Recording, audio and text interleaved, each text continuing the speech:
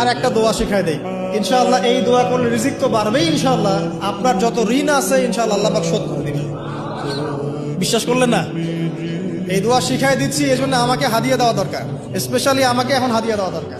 গুরুত্বপূর্ণ দোয়া শিখাই দিচ্ছি। আলী রাদিয়াল্লাহু আনহু বলেছেন, কোন ব্যক্তির যদি পাহাড়ের সমানও ঋণ থাকে, এই দোয়া যদি আমল করে আল্লাহ পাক ওই ঋণও শোধ করে দিবেন ইনশাআল্লাহ। দোয়াটা হচ্ছে আল্লাহুম্মা ইকফিনি বিহালালিকা আন হারামিকা ওয়া আগনিনি বিফদলিকা আম্মান সিওয়াকা। এই দোয়াটা ছোট না, এটা মুখস্থ করবেন, সেজদায় পড়বেন, নামাজের সেজদায় পড়বেন, আত্তাহিয়াতু দরুদ শেষ তারপরে পড়বেন, নামাজ শেষে হাত তুলে করবেন, যখন তখন শেষ রাত্রে করবেন, ইনশাআল্লাহ দেখবেন আপনার ঋণ বলতে কিছু থাকবে না।